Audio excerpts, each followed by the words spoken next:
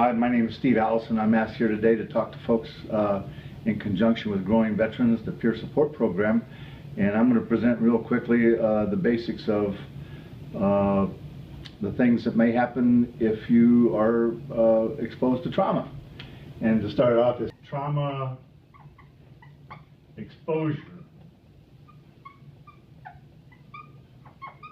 And I always say may result in. Doesn't have to, but it may result in. So the first thing is to define trauma. Trauma is industrial strength pucker factor. What I'm getting ready to describe here, I can develop as a result of what I do to you. I can develop as a result of what you do to me. And I can develop this stuff as a result of having seen what is happening or has happened to other folks. Trauma always involves death or the threat of death. If you've ever been deployed to a war zone, chances are you had no front lines and you had to learn very quickly, well, that's one of the stressors, is being in a dangerous place just to begin with. Like my neighborhood, no, rabbits are killers. So post-traumatic stress is just, it's one of the anxiety disorders that us mental health people know about. It's just we know what exactly causes this one, and we know what to do about it. And because it's an anxiety disorder, it has a lot of issues with moods. And with anxiety, we'll say the first mood issue is anxiety. Anxiety is that feeling you get in your belly where you're looking for something because your body's telling you something's going on, something's wrong, but your mind, you can't see anything going on, which makes you more anxious. Because if you've ever been deployed and you saw something that represented danger, something to react to, something to close with, identify, that's the source of the anxiety. That's where we put our focus. When our body gets the same feeling, we kind of can get really discombobulated because we maybe can't see any big threat. So post-traumatic stress has physical, emotional, social,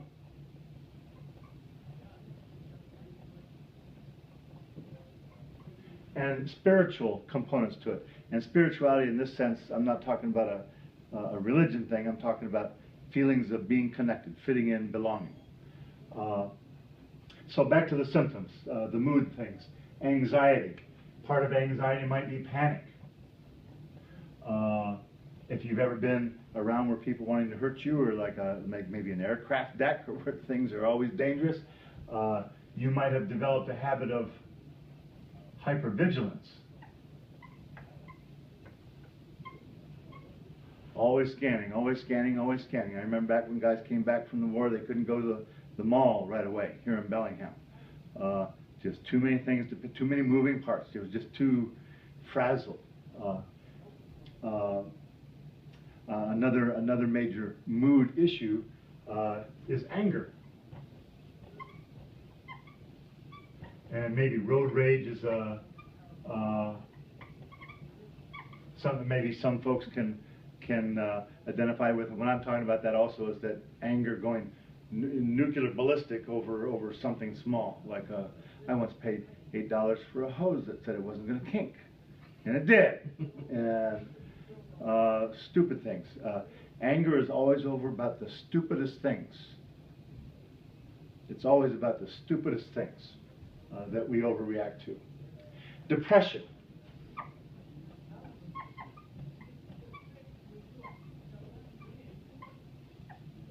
Certainly suicide and suicidal thinking experience, a lot of people say, I've never had that feeling, but a lot of us have maybe had the thought in our head, I just wish I could go to sleep and not wake up. We're that depressed, we're that sad, we're that uninvolved, we're that disconnected. Another portion of, you might call it a mood, but it's an absence of mood, is when folks get to be numb. It's like I used to have a bag of give a damn, now I don't even have that. It's where depression might be seen as a loss of appetite for friendship, for food, for good time, for intimacy. You know, numbness is really similar to that there's just not even thoughts about it. It's just a flat affect. People who've seen a lot of trauma, been exposed to a lot of things that don't make for polite conversation, they just go numb. As you commonly see it around infantrymen, first responders, medics, corpsmen, people that are involved with trauma on a regular basis. Because of these things happening just as a result of trauma exposure, it does affect us physically, and physically we want to write in sleep problems. And sleep problems come in a couple different forms. Number one is can't get it. The mind just keeps going and going and going and can't even get to sleep. And if you do get to sleep, a lot of people experience easy waking. A mouse farts 2 buildings away and you hear it and you're up. Trees rustle outside. So easy waking is still that anxiety interfering with our sleep. Some people have dreams,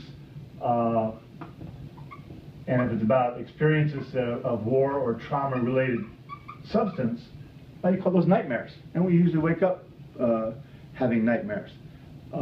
Sometimes we don't, but a really good way to find out if you're having nightmares is, do you have night sweats?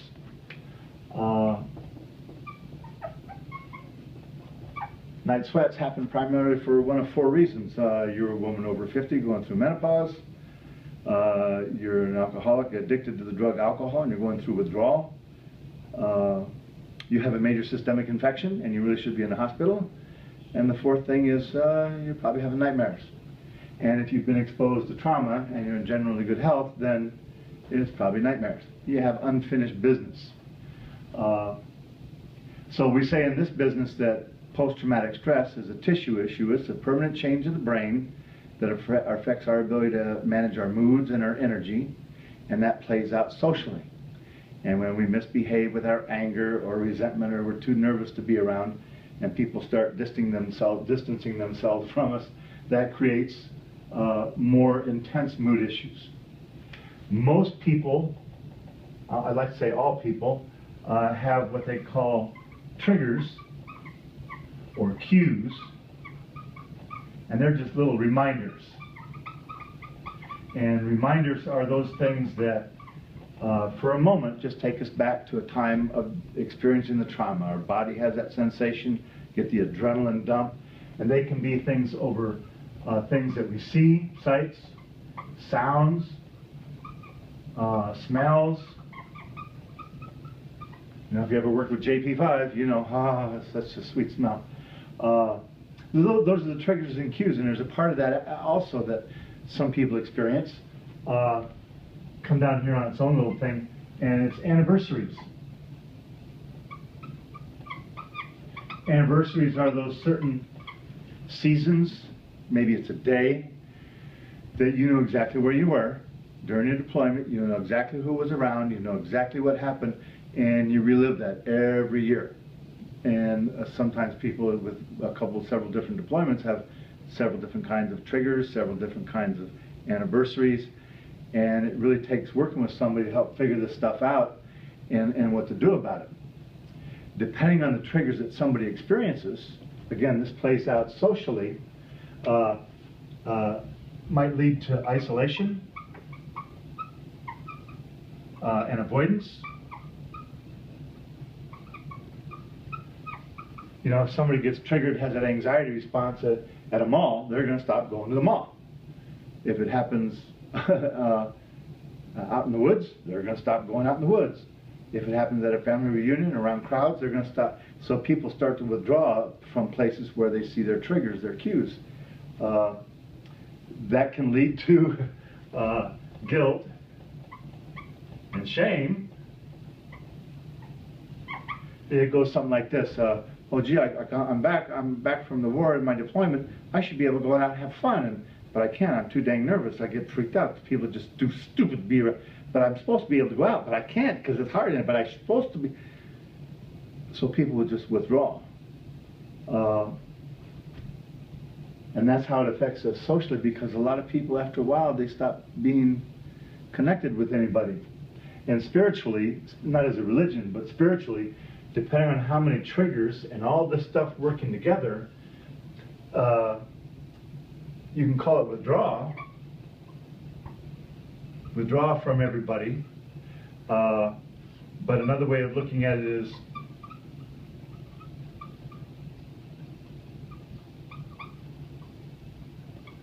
somebody experienced disconnectedness. They just don't feel like they fit in. Vets feel more comfortable with other vets, typically.